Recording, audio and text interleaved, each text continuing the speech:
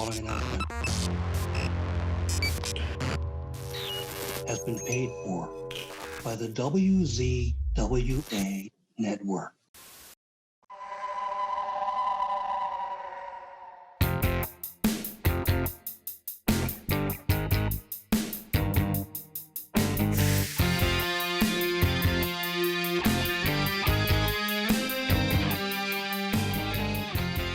Ladies and gentlemen, welcome to the Insider's Edge podcast here on the WZWA Network. I'm your host with the most on the West Coast, Karlifornia and Fury. It's a joy to be with you all once again. And speaking of a joy, right here, right now, I get to speak to somebody that I've been looking forward to talking to for so long right here, right now. And I'm just going to lay it out there right now, okay? She's strong, she's cute, she's wild, she's sexy, she's intelligent, she's talented, she's naturally cool, she's fun, she's absolutely drop dead gorgeous. She's the incomparable one and only Cherry. How are you? Oh my goodness, what an introduction. Thank you. Hi. How are you? I'm wonderful. How are you? I'm doing fantastic now that I have the chance to talk to you. It's so nice to talk to you, Cherry. And usually I have a certain question that I ask people for the first question on the podcast, but with you, this is going to be a different question. And it's a very simple question. It's a weird question, but it's simple. Cherry, what year is it? 2022. Right, 2022, because I'm really confused right now because I'm looking at my computer screen right now and I thought it was 2006. Right here, right now. I mean, I think that you're not letting us know where the fountain of youth is. I'm telling you right here, right now. You're so sweet. Appreciate that. And one last little bit of flirting. Do you have any tips on how to maintain gorgeousness for such some time? Working out and diet.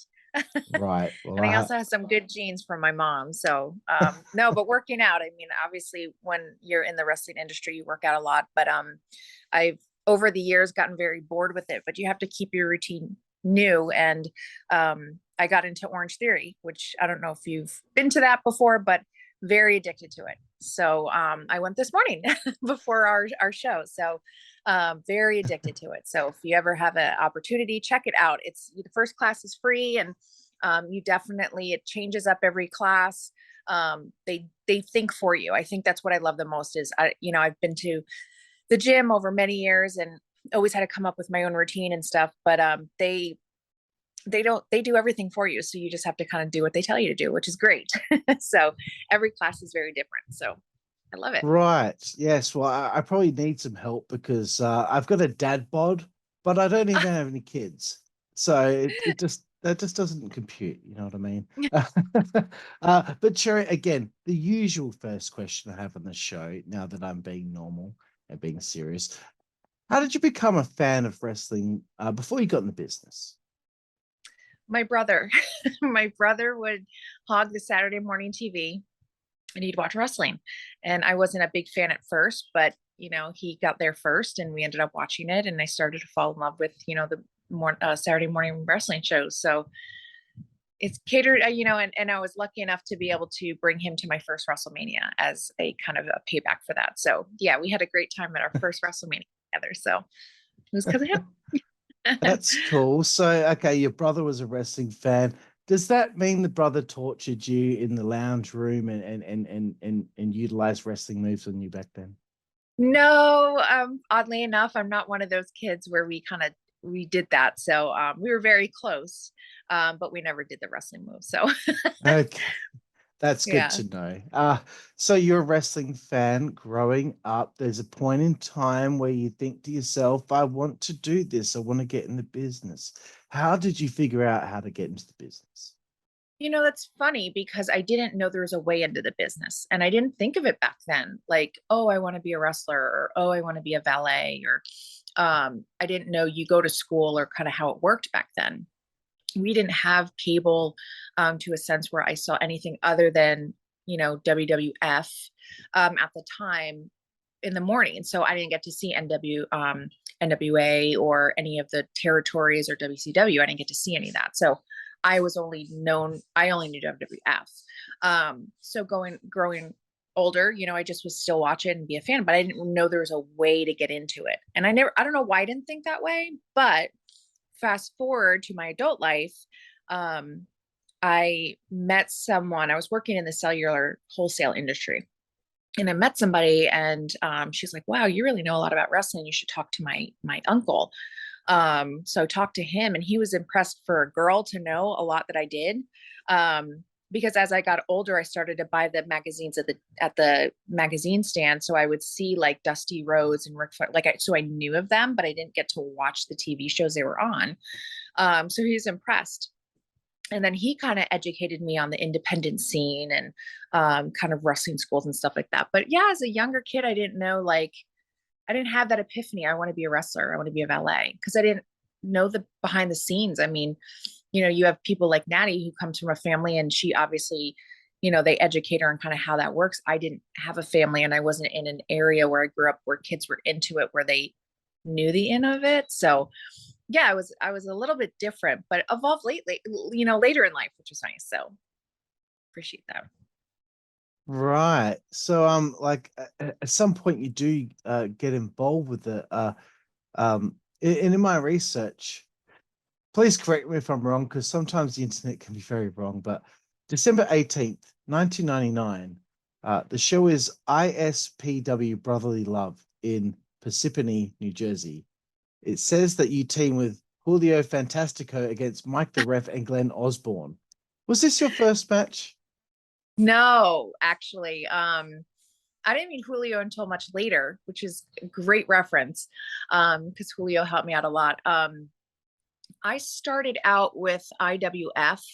That's who I first got to know.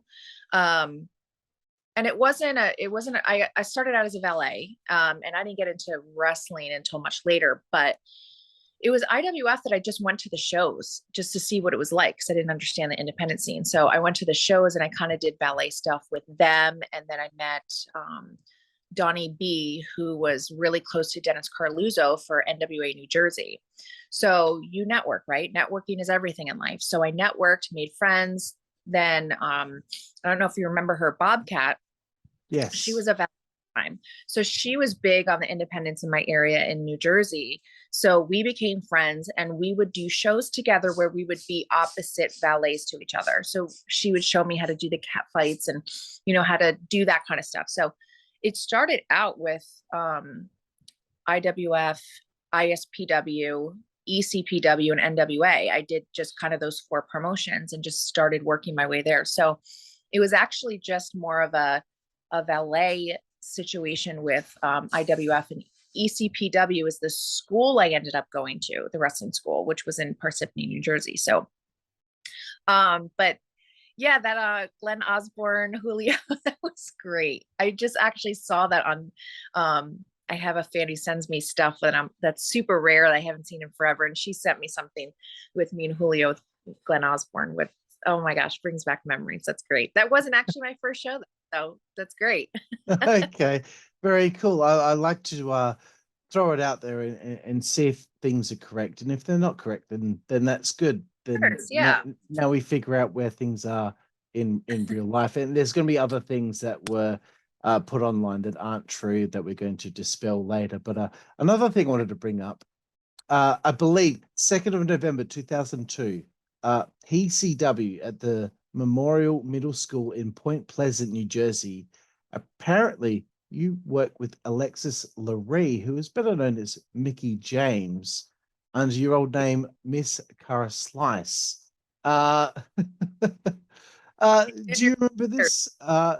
This is a long time ago, 20 years, nearly 20 years ago. Yes, I do remember that. When I started wrestling, I worked Alexis or Mickey a lot. She was great. She's a lot, very more experienced than I was. So it was good to be able to work with somebody who had the experience, could teach me along the way when we did our matches. So yeah, we did that. Now, funny you say Cara Slice, because Julio actually gave me that name because when I got into the business, I was just like, I'm not, I can't think of anything creative enough. So I was like, if I ever get signed or whatever, I'm sure I'll get a name, right? Thinking way back then. So we were at a show for Northeast Wrestling, and I was managing Julio, and they were playing his music, and they announced me as Kara Slice, and I turned to him, he just starts laughing. I go, "What did you do?" And he goes, "You're like a Spice Girl." And I was like, "Oh my gosh." And I was like, "All right, whatever." Like, I just went with it. But yeah, that was my name. But yeah, I worked with Mickey a lot, and super talented then and super talented now. So I do remember that.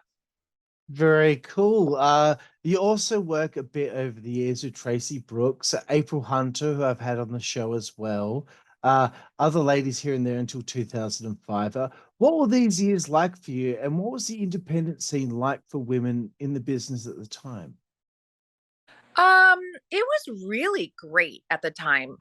You didn't have a lot of women out there doing them, so you tend to gravitate and get booked with the same women. So ironically, I mean, I definitely like to share, as I was learning wrestling, I was very nervous at first and kind of going through the matches, but the first time I ever felt really comfortable was when I had a match with April Hunter. And I don't remember the promotion it was, but I remember it was like a high school gym, and she's great. And I don't know what it was about our chemistry, but I remember this match specifically because as we were going through the match, I finally like felt comfortable in the ring, like not worried about like what we were going to do or what she was doing or what I was doing. I just finally like almost like gave a big sigh of relief because I felt comfortable. I wasn't trying to I was so nervous that I wanted the match to end because I just wanted to get it over with. It was that time where I was like, no, I'm good. And we only had so much planned in it. I just remember that specific match where everything just clicked for me and I just felt comfortable, and it was a really great match. But yeah, I remember that match specifically with April. She was awesome. She is awesome. I think the world of her. She's a really cool girl. Um, time's wearing on here. You've been in the independent scene for a few years there, and then there's an opportunity to work for OVW. So, do you get to work for OVW prior to being signed to a developmental deal? And do you start working for them, and then this opportunity arises after you've already been there for a while? Yeah, so the OVW thing happened as I networked through the years. I had met a lot of friends, and I was dating Judas Young at the time, and he was a wrestler. So I was friendly with his group of guy friends and wrestlers. So his friend Inferno Kid Danny Jamundo actually, and I would manage Inferno against my boyfriend. The chemistry just worked better that way. So we had a great dynamic, but he had gone down to OVW and moved to Kentucky. And he had told me about a tryout training camp that they were having. Well, told both of us because my boyfriend was wrestling too, but he had some injuries. So he was like, just come. I was a weekend warrior at that time. I went on the weekends, and I was like, I'm going to send an application. I'm never going to get picked, right? But what you have to understand is OVW was OVW, and yes, the developmental for WWE was there, but it was very clear that you were there for OVW, not for WWE. So I sent my application. I'm like, I'm never going to get picked. So I get picked, and I'm like, oh my gosh, I got picked. And then I was like, I'll go. It's Friday, Saturday, Sunday. I do that every weekend. Like, what's the big deal? I didn't care. So I went, and there was a lot of guys, and I was one of two girls. And I don't even know what happened to the other girl. I think like the second day, like she just hid in the bathroom or something. I don't even remember, but I knew a lot of the workers. Pat Buck was there.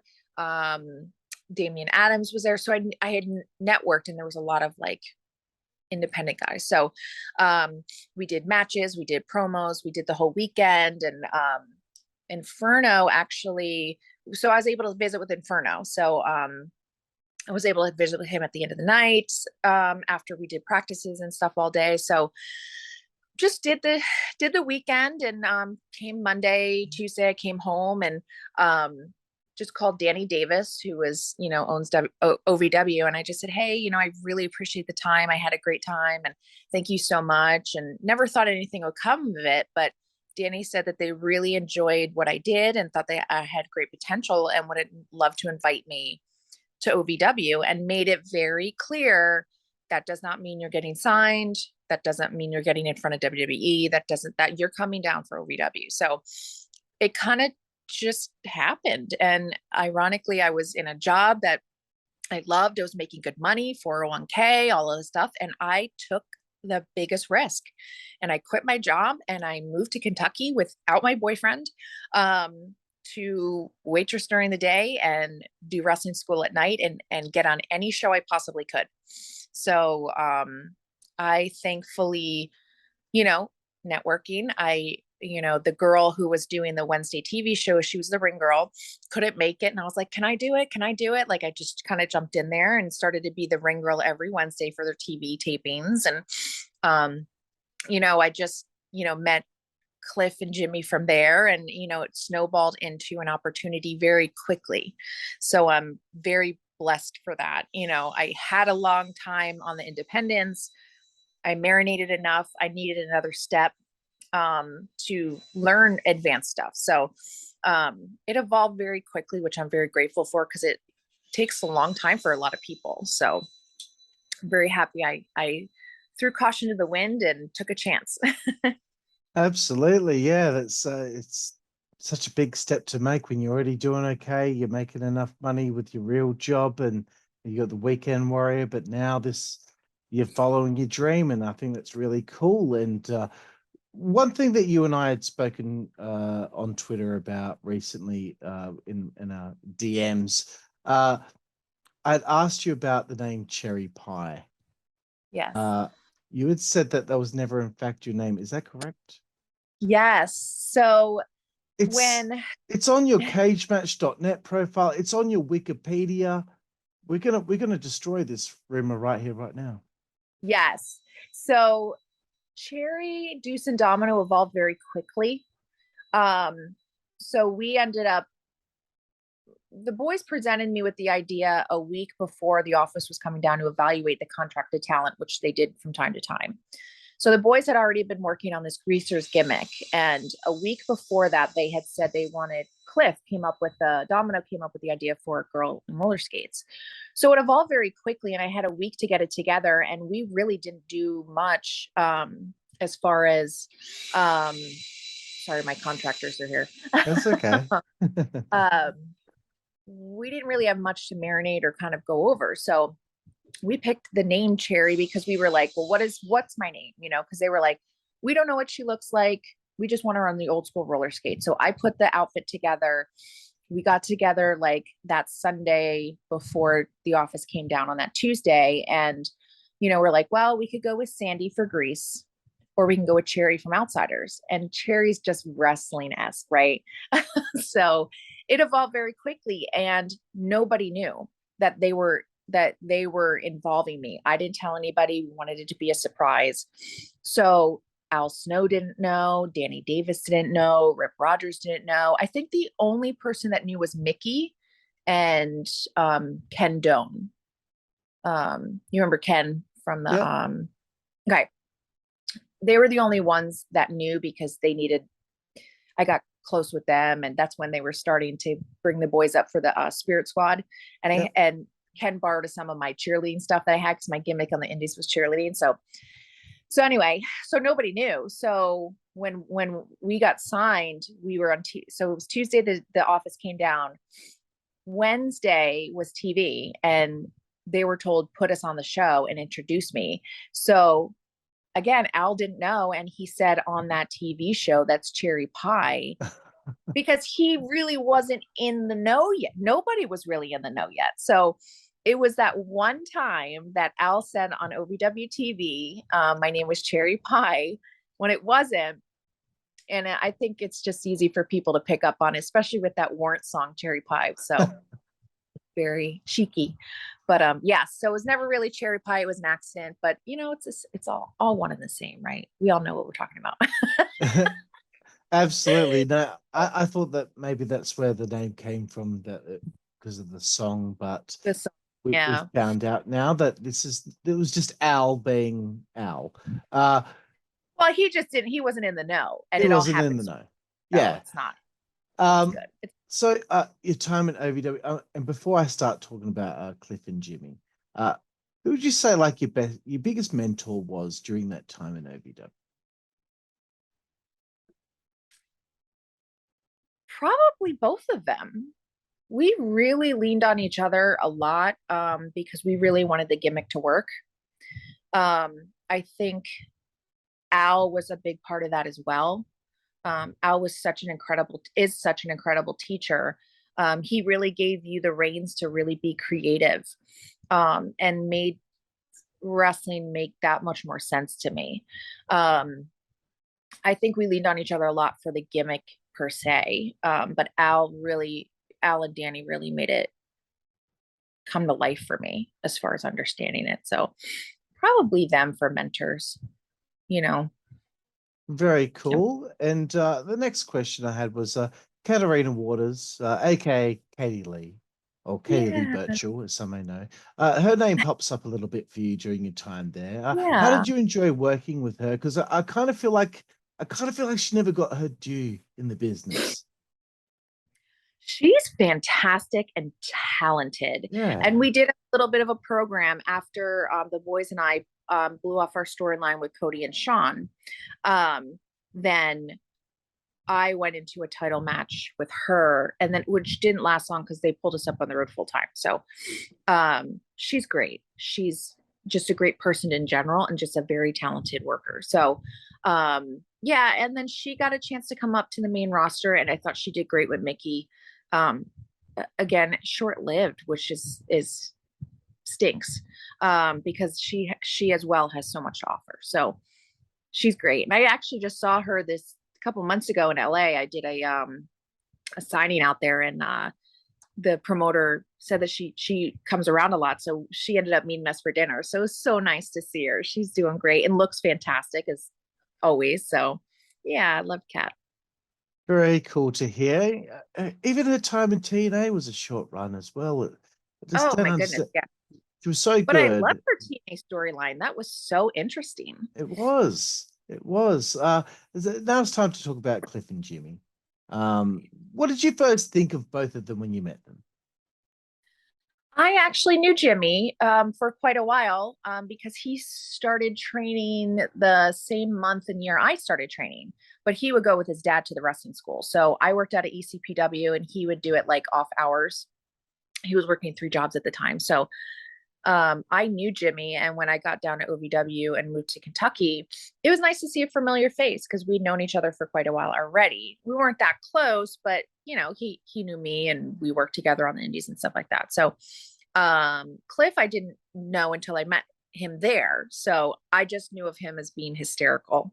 He did the Dice Domino gimmick. So it was like an Andrew Dice Clay kickoff. So he's just incredibly hysterical. Hold on one second. I think their contractors need me. So sorry. That's okay. We can have this edited All done? out. Thank you. Have a good day. I'm so sorry. That's okay. So I didn't know Cliff until I got down there. So funny. Natural humor in him. He's so funny. So he hung around with different friends than I did, but we knew each other at the school and I would go to the shows on the weekends. So but definitely when they were coming from what Jimmy told me was when they were coming up with a gimmick and they wanted the girl, Cliff was the one that came up with it, and they looked around the wrestling school and were like, who could fit this person? But Jimmy knew me from the indies and knew my work ethic. So he was the one that recommended me. And then Jimmy approached me with the idea because I didn't know Cliff. So it evolved crazy. It was perfect. That's cool. And you know, you get told that you're gonna have to wear these roller skates.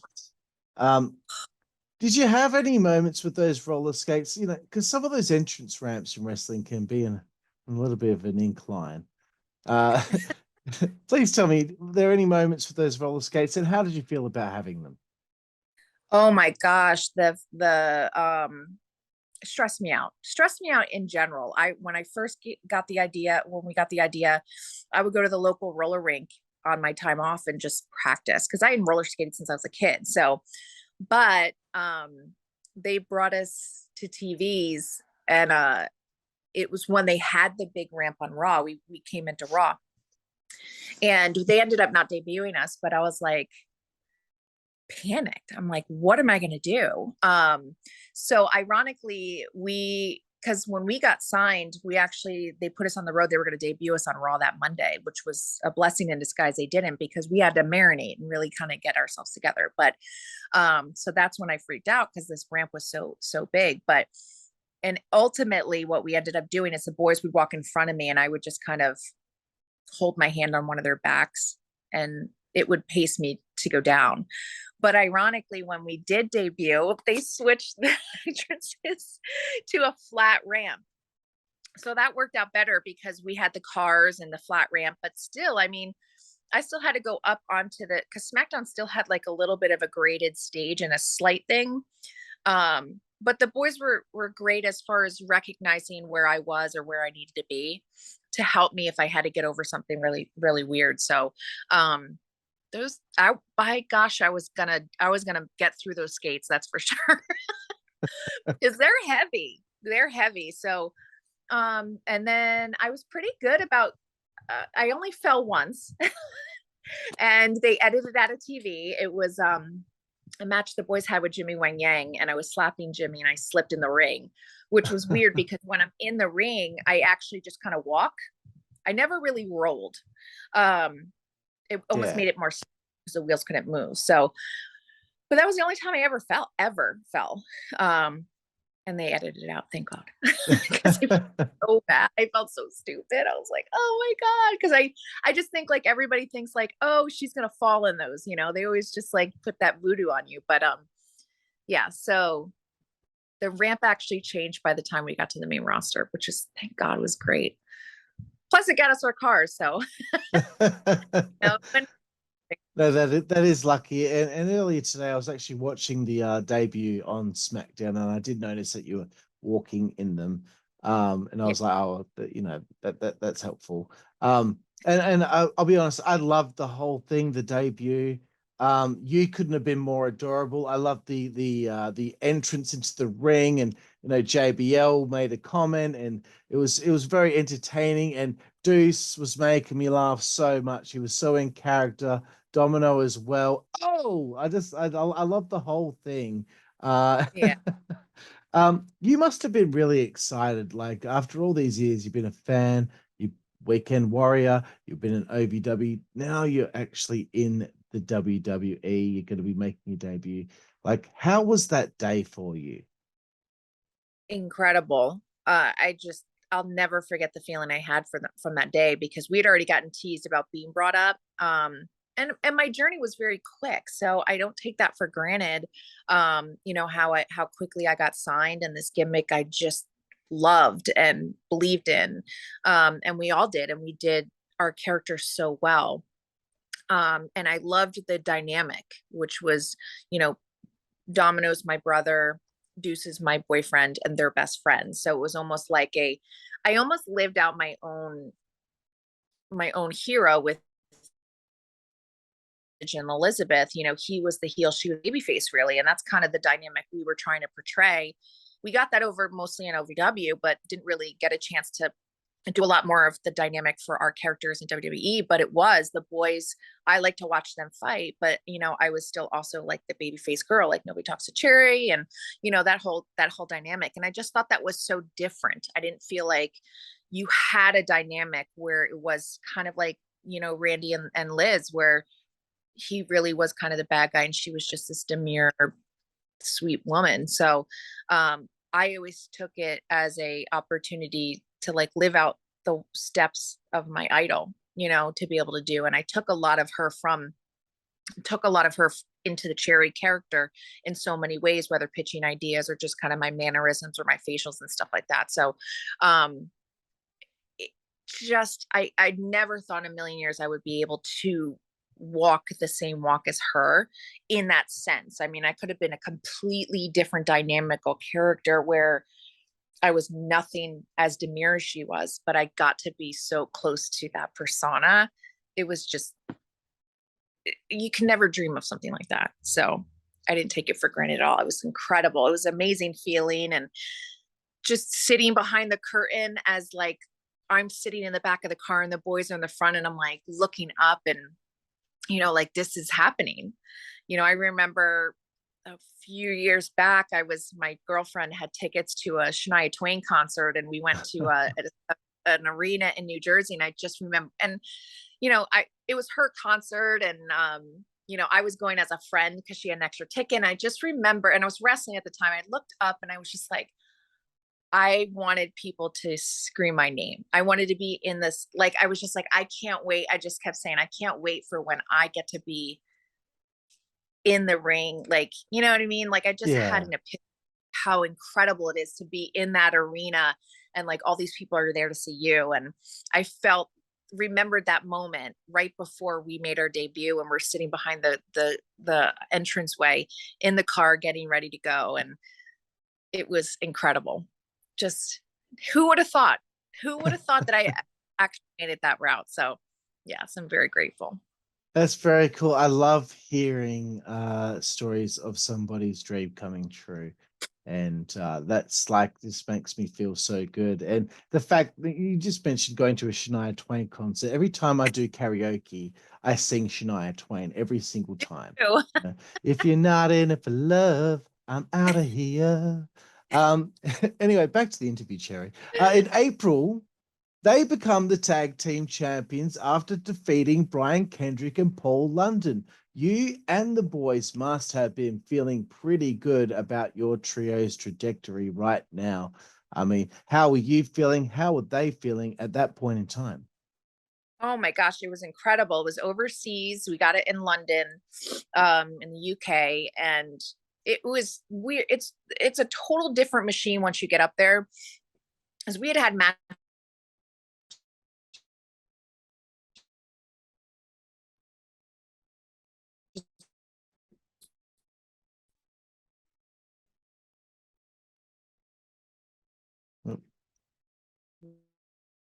with them before, and they like, well, you kind of go from there. But yeah, that UK trip was remarkable for sure.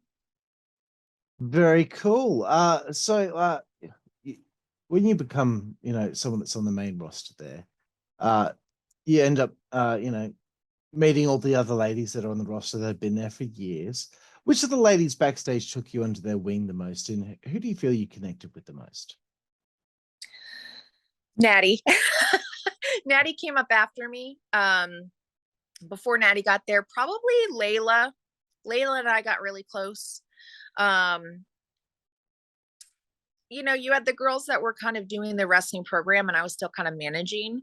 So you had Michelle, you had Victoria, you had Ashley, and all those, but they had their own programs kind of going on. They were off doing that stuff. So we were in the same locker room, and they were so great to me. But I think before Natty got there, me and Layla and Kelly and Brooke were hanging around a lot, but me and Layla traveled some. But then of course when Natty got there, it was on. It was like best friends from the start. So, and I was really close with Beth too, but Beth was on Raw, so I didn't get to see her a whole lot. Only when we had like cross branding or what have you. So Beth and I were always close from WW. So yeah, probably Layla before Natty got there was really kind of mentoring me. So I leaned on. Very cool. And what about the boys? Are any of the boys backstage there, pretty cool and you became friends with? Yeah, I mean, I became really good friends with Batista. He's so down to earth, so cool. He was always so funny to like, it was always like, if you start dating somebody, you have to like talk to me first. And like, I need to give the okay. Like he was so cool. So I got close with him. It was always like, I was friendly with a lot of people. I stuck around with a lot of the girls, but we were all friends. I mean, Jesse and Festus, when they came up, Big Show's awesome. Big Show came to my apartment once, because we were all going to go out to dinner, and it was funny to see my neighbors like Because I didn't socialize with a lot of my the other people in the apartment, so I don't think they knew what I did, but that was funny. So I feel like I'm leaving somebody out big time. Flair and I don't know. Flair took a huge liking to me, which I didn't mind. You know, who's not going to like a friendship with Flair? But as far as guys, I mean, we all really stuck together. Miz. So when we traveled, it was me, Jimmy, Cliff, Miz, CM Punk, and Hornswoggle. We traveled for a while. So probably them, Miz and Punk and Hornswoggle, besides the two boys. So as far as guys that I was closest with, so probably them. Now that I think about it, I knew I was missing something. No, very cool. I can't stop smiling at the thought of the Big Show, you know, walking into your apartment and you just seeing this massive human being in your regular human being apartment. Great dude, though. He was so cool. Such a good guy. Yeah, no, I can tell with him. He's pretty cool. Oh, and I can't forget Shelly, Ariel. Oh, we're still friends to this day. I talked to her a lot. So Shelly was great. But we again know each other from OVW, so felt like home. Very cool. I love hearing all about that. Like Batista was like a big brother, you know, if you're gonna date anyone, you better ask me first. Like, I think that's just so sweet, you know. Yeah. Yeah. Could you tell me about like a typical week on the road for you? For people out there that don't really understand what the schedule was like back then, if you could just talk about like what your Monday to Monday would be like for your career at that point. Well, when I was there, and I know that things change a lot, but when I was there, so we would leave, I would leave Friday, do a house show Friday, Saturday, Sunday, maybe Monday, but then towards the end, they started having us just go to Raw. So it was really kind of leave Friday house show, Saturday house show, Sunday house show. Monday, if there wasn't a show, then then we went to Raw, and then Tuesday was Smackdown, and then home Wednesday, Thursday. So home 2 days if you were lucky. I ironically slept better in hotels than I did in my own house. So I never really fully ever unpacked. I always had my suitcase and then just kind of washed my clothes and repacked it again. So, yeah, it was hard. I think the hardest parts were when you took a house show loop and then you took off on the long tours because you never got at least that break home. Those were hard because Europe was always 2.5, 3 weeks sometimes. So when you were gone for like almost a month, that was rough. I don't know how Natty still does it because she's constant, you know, so the schedule isn't like it used to be. From what I understand, they're definitely rotating people a lot to keep people breaks, which is great. Yeah, it was tough, you know, and getting used to that. So in airplanes, in rental cars, you know, constantly moving. So, but it was worth it. That's what you signed up for, you know. It was worth it. I don't regret it for 1 minute. That's it. It's like you know, I've read a lot of books like written by rock stars and you know, pro wrestlers. And were there ever times where you're like, what town are we in again? Because you know, you're always living out of the suitcase, you're in a hotel. Were there ever times where you kind of forgot which town you're in? Not necessarily, because you always had to drive to the next town, which sometimes was like 400 miles. So you always took it like right after the show.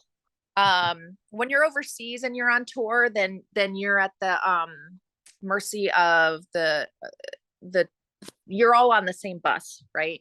So you don't have to find your own hotels and stuff like that when you're overseas. So that could be a little daunting. I think the thing that really kind of stinks is like I saw a lot of stadiums and hotels and rental cars, but I never really got to see a lot of sightseeing because there's not necessarily always time for that. So yeah, I've been to Cardiff, Wales, and I've been to the UK, and I've been to Australia, and I've been to, you know, these places, and I just never really saw anything. So, I mean, I don't know. For me, I never got to see some stuff. So, that was a tough part. Right. Interesting. Cool. I just like hearing about those kinds of things. I don't know if anyone else out there, when this interview goes out finds that interesting, but I find that small stuff interesting other than just, the wrestling and all that, because, this is someone's life, this is your life, and it's not just what you see in TV. There's a whole bunch of other things that happen between them. But one thing that I noticed in my research there, which I thought is like, wow, this was such a sign of the times. There was a Wet and Wild water fight with Eve as the referee, March 25th, 2008 in Yeah. Fayetteville. Are you okay, my friend? Yes. Sorry. Blow my throat. That's okay. In Fayetteville, North Carolina, yourself and Michelle McCool defeat Maurice and Victoria in what I believe was your first match on television. When you first heard about a Wet and Wild water fight tag team match with Eve as the referee, what did you think, and how do you think that one went? It was fun. They gave us a heads up on that because we had to have swimsuits and things, and I was very dedicated to my gimmick, so I wanted to make sure that I had something that represented Cherry rather than just an average swimsuit. So, and those girls are kooky, especially Lisa. She's just,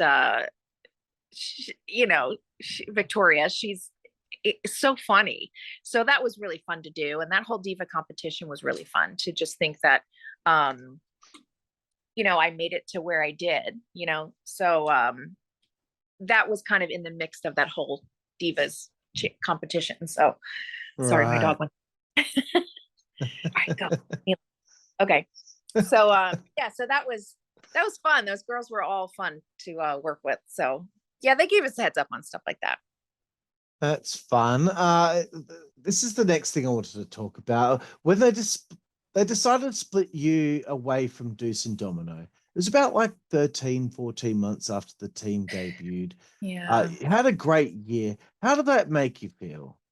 We didn't like it. We had so much more to give. We had so much in our arsenal that we could have entertained with, and we did a lot in OVW, which was great, and we never even took my skate off to beat anybody with it. I mean, it was just, we weren't happy with it, and they weren't really using the boys at all at the time. It was just kind of more so with me in the diva competition. So it stinks, but it is what it is. It robbed a lot of people of the entertaining that we could have done. But again, you're talking about that machine. You have no control over that. And so unfortunately, yeah, we had a lot more to give. So absolutely, because this is what I think. I think that the run was going great, and it don't fix something that's not broken. Right. But when they announced the split and like you get kicked from the team, it was on WWE.com, right? It wasn't even on the actual show, from what I read. Yeah. And Maurice is put in there with them, and I don't know, that it seemed to happen a lot back in these days. It always felt like in these times they would split an act that was working, but then not really know what to do with them once the split was made. It happened with the Basham Brothers. It happened with La Resistance. It happened with a whole bunch of teams that were a really good unit for some time there and were given something fruitful to work with, and then they split them, and then it feels like they just didn't know what to do. Both of the guys ended up eventually getting released. You ended up being released and all that. Why not just keep it together? Because it was working. I feel that's what happened with Cherry, Deuce, and Domino. Was the same as these teams. Something was working. Yeah. They split it for whatever reason and then didn't know what to do. Did you feel like they didn't know what to do with you and the boys after the split? Which is silly because we always had input. We would always pitch ideas. So it didn't make any sense, but we always just got, Vince isn't big on tag teams. Vince isn't big on tag teams. So then why are there tag teams? Why are there tag team championships? So it's just weird. And then at that point I had to kind of focus on myself because they were using me. And I didn't want to take that for granted. So yeah, we're really bummed about that. So you never really get an answer. we just got Vince isn't big into tag teams, but then you go and bring up another tag team app. I don't know. It's whatever. Yeah, they bring in another tag team, give them all these vignettes, and they put them together for 6 months to win the tag titles, and then they're gone. Right. Yeah, it seemed to happen all the time during this mid-2000 period, and Actually, one thing that I wanted to let you know, I don't know if you do a lot of Googling of yourself on and all that, but I did a little Google and I typed in Cherry WWE Reddit. And I want to see if anyone on Reddit had said anything about Deuce and Domino and yourself. And the words that came up more frequent than anything about you, underrated and underutilized. That must make you feel nice. That does. Towards the end there, I got very self-conscious about myself. And I just didn't utilize the tools that I had to get better because I got into my own head. You're on this big spectrum, and I think they had a lot. It's my fault, I just I look back at things I could have done differently, and I wish I did because I feel like they were going with some steam, which was great. But I love that people saw that in me. I mean, I think a lot of people didn't realize that I came from an independence and it was me just believing in Cherry because Cherry wasn't supposed to know how to wrestle, right? She was just there for her brother and her boyfriend and liked to watch them fight. Like we really loved our gimmicks and believed and wanted to stay true to that. So yeah, a lot of the times it was like Cherry acted like she couldn't wrestle. It was a lot of those, matches I had with Victoria I wasn't pulling out all these moves out of nowhere. It was, I wanted to organically evolve. So don't believe the hype. It was a character. But I hate that when people say that because there was more to me. I think that, yeah, towards the end, I just got super self-conscious. I think that happens a lot because everybody has an opinion and you have to turn all of those opinions off. You have to really kind of focus on yourself and get the opinions from people that matter, like Fit, so yes, I definitely like that people say that. I appreciate it. It's cool because usually when you type someone's name in and type in the word Reddit afterward, there's going to be some prick who says something like mean. But honestly, I didn't see one comment that was negative towards you. Everyone was like, oh, like I thought it was a great team. Like, I thought, it should have been around longer, but anything about you, all positive. And that's like a first for me. Usually someone says something rude, just to be a dickhead. That's what they usually do. Or social media, it is what it is. It is. So you did talk a little bit about Natty earlier, and I mean, gosh, I was telling you earlier about how it still feels like it's 2006 and that you haven't aged. This woman is still killing it. It is 2022. When did she debut? Like so long ago. No, she's incredible. And I admire her so much. She invests in herself in every avenue. They can hand Natty whatever they need, whether it's a match, whether it's a promo, whether it's a HR, like not HR, PR type of thing where she has to go do an interview, where she has to be an ambassador, whatever it is. If they need Natty to help somebody get over or help guide somebody, like Natty just has put so much stock in herself that she's just such an asset, into her look, into her beauty, into her costumes. She's really just constantly reinventing and keep investing back in herself. And she's smart, super intelligent. So yeah, she's stunning. Stunning. Yeah, good to have good best friends. Yeah, she is cool. And you had a little bit of a run there with her.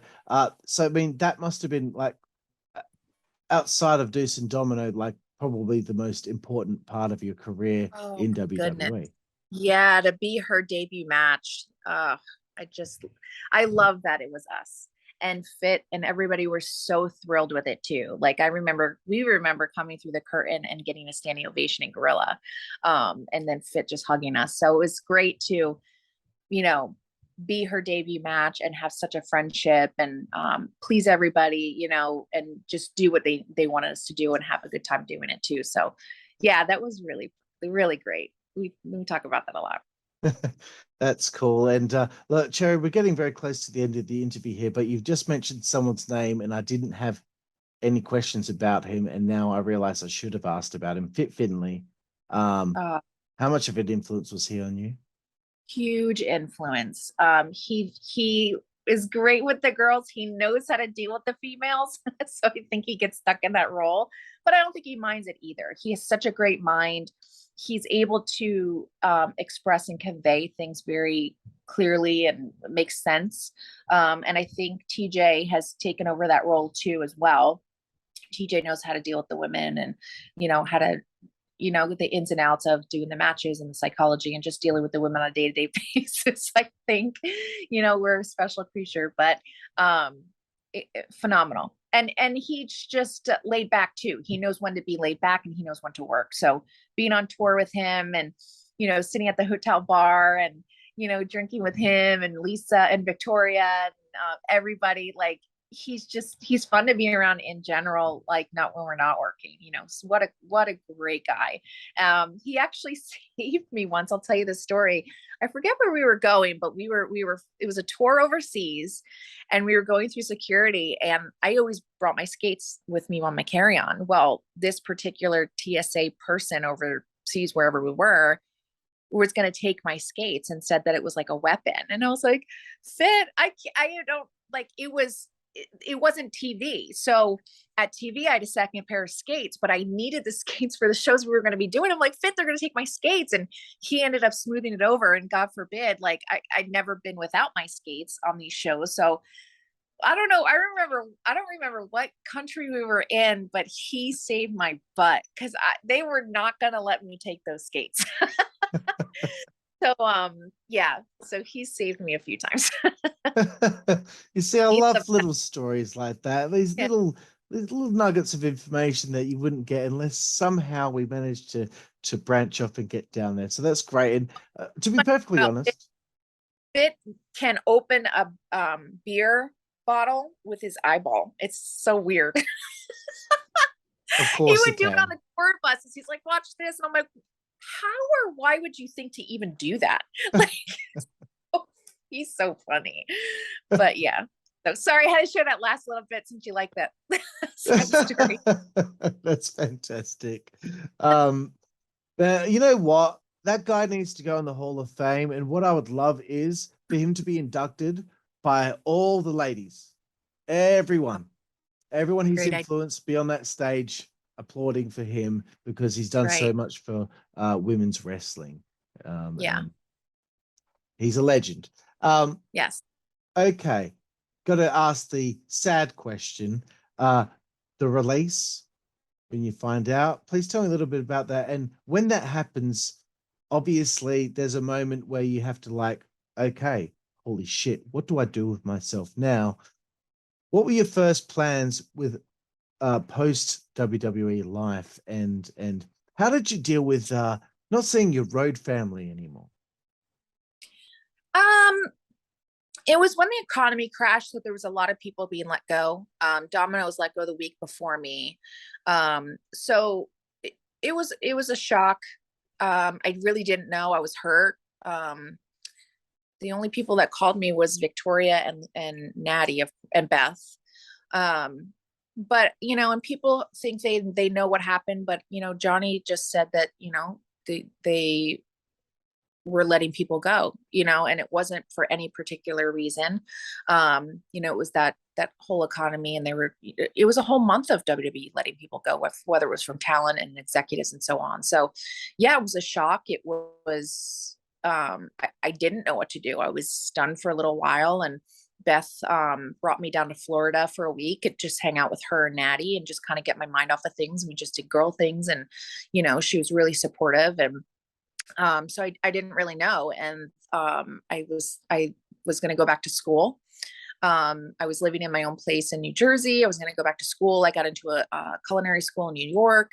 I didn't want to start over again because I had a few weeks after I got released, Shelly had told me that TNA was looking for my information. I did some independence and stuff like that. I just didn't want to start over again. I was just hurt and burnt out and just really hurt that I didn't want to start over again. So I just took the time off, and I needed that time. And looking back on it, it was a blessing in disguise. And was going to go back to school. And then Beth offered me to move down to Florida and go to school because she was still traveling, and she had 2 dogs that she would put up in a lodging facility. And, and I had a dog. I just got a dog my little blue, 2 weeks before I got let go. So, she gave me that opportunity to do school down here and move in with her and take care of her dogs. And she was on the road a lot. So um, it was hard. It was a transition, but I graduated with a 4.0 and I needed that focus of something different. And I still had my true friends and, there's a lot of wrestlers down here. So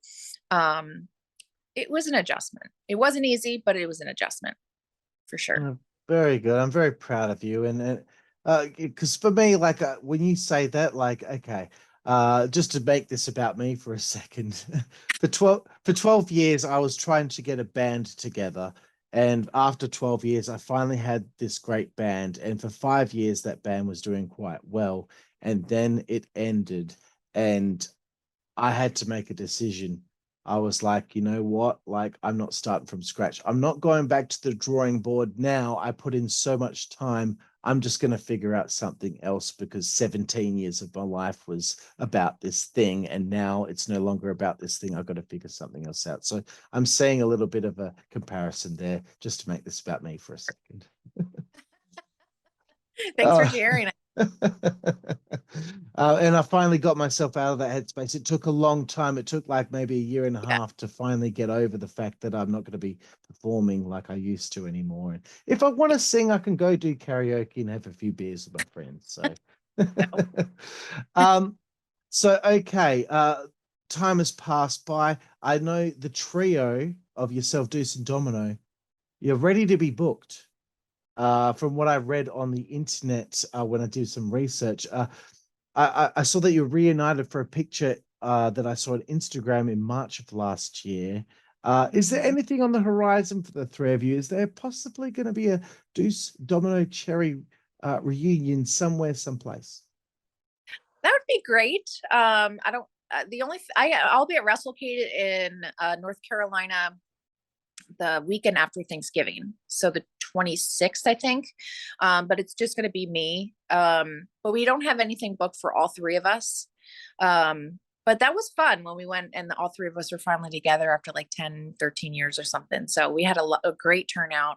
It'd been a long time since all of us were together, and we all live in different states now doing different things. So, but yeah, it would be great. And I think a lot of people would like to see the three of us together again, at least for a signing or something.